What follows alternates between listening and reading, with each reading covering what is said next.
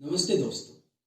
हाल ही में 20 Russian banks ने, जिसमें से कुछ तो रशिया के सबसे बड़े बैंक्स हैं, जैसे Rosbank, Tinkoff bank and credit bank of Moscow, इन्होंने इंडियन बैंक्स में स्पेशल वोस्त्रो अकाउंट्स खुलवाए हैं।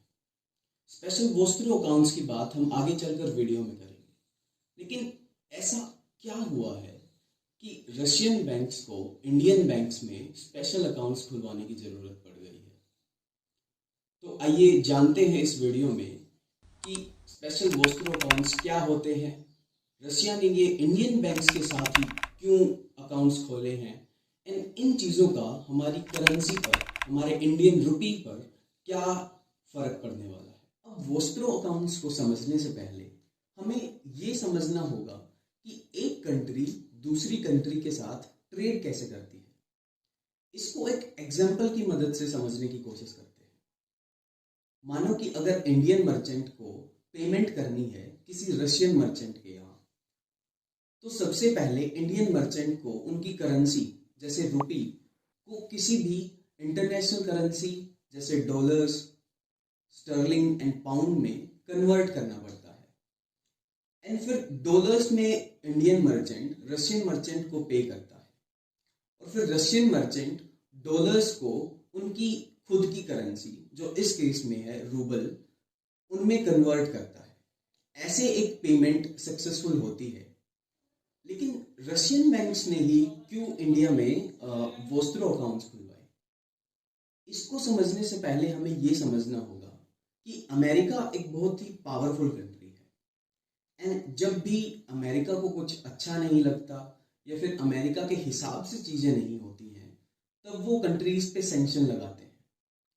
अब सिमिलरली उन्होंने 2018 में ईरान के ऊपर सैंक्शंस लगाए थे। अब जब अमेरिका या कोई पावरफुल कंट्री किसी कंट्री के ऊपर सैंक्शंस लगाती है, तो उसके साथ ट्रेड करना बहुत ही मुश्किल हो जाता है। लेकिन ईरान के केस में अमेरिका ने इंडिया को अलाउ कर दिया था, क्योंकि हम क्रूड ऑयल इंपोर्ट करते थे ईरान से। लेकिन अब की बार जब रशिया और यूक्रेन का वॉर हुआ, तब अमेरिका ने और बहुत सी वर्ल्ड की कंट्रीज ने रशिया पर सैंक्शंस लगाए, जिसकी वजह से रशिया के साथ ट्रेड करना बहुत ही मुश्किल हो गया। अब इसकी वजह से मार्केट में क्रूड ऑयल की सप्लाई लिमिटेड हो गई थी, एंड क्रूड ऑयल के प्राइसेस आसमान को छू रहे थे, जो कि हमारे लिए एक बहुत बड़ी प्रॉब्लम है, क्योंकि हम one of the biggest importers हैं क्रूड ऑयल के।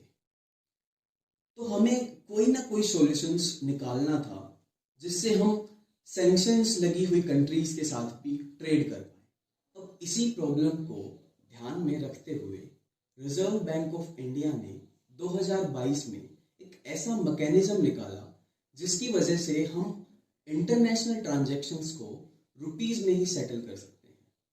इसका मतलब ये है कि हमें किसी भी इंटरनेशनल ट्रेड के लिए किसी भी इंटरनेशनल करेंसी में कन्वर्ट करने की ज़रूरत नहीं पड़ेगी। अब इसी चीज़ के लिए हमें स्पेशल अकाउंट्स चाहिए। तो चलिए समझते हैं कि वोस्त्रो अकाउंट्स क्या होते हैं। इसको भी हम एक इंडिया और रशिया के एग्जाम्पल के साथ समझते हैं। अब किसी रशियन बैंक्स की कोई भी ब्रांच इंडिया में तो है नहीं, और अगर वो लगाएंगे भी तो ये बहुत ही कॉस्टली मेथड है। इसीलिए रशियन बैंक्स इंडियन बैंक्स में स्पेशल अकाउंट्स खोलते हैं, एंड इन्हीं स्पेशल अकाउंट्स को वोस्त्रो अकाउंट्स बोला जाता है। अब ये ऐसे काम करते हैं कि मानो रशियन मर्चेंट को इंडियन मर्चेंट को पेमेंट करनी है, तो रशियन मर्चेंट रूबल में इस अकाउंट में पैसे डलवा देते हैं, और यहाँ उस रूबल्स को इंडियन बैंक रुपी में कन्वर्ट करके इंडियन मर्चेंट को पे कर देते हैं। इस पूरी प्रोसेस में रूबल को या फिर इंडियन करेंसी यानी रुपी को डॉलर्स में या किसी भी इंटरनेशनल करेंसी में चेंज करने की जरूरत नहीं पड़ी। ऐसे ही एक नोस्त्रो अकाउंट्स होते हैं।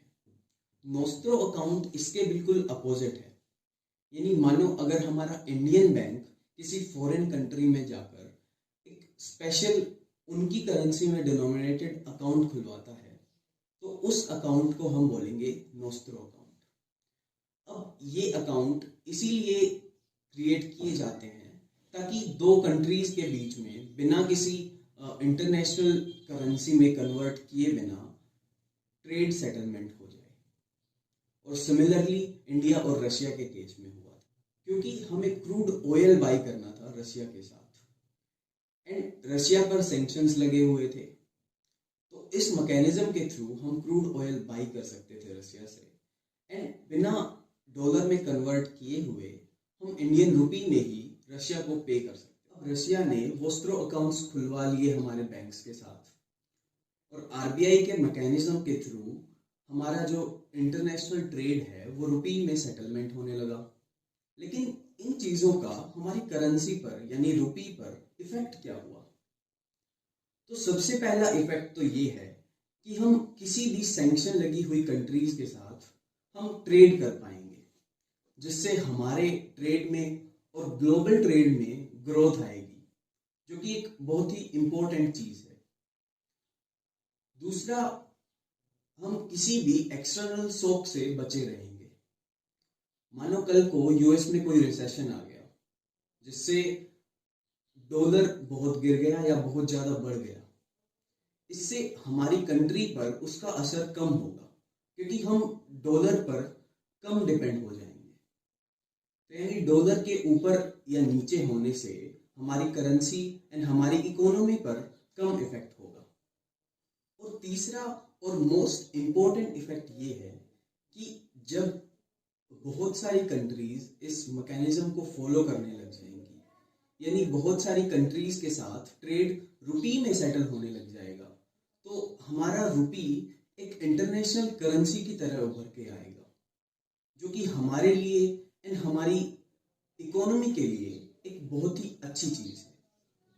आई होप कि आपको ये वीडियो अच्छी और नॉलेजेबल लगी होगी और ऐसी ही नॉलेजेबल वीडियोस के लिए please do subscribe to our YouTube channel.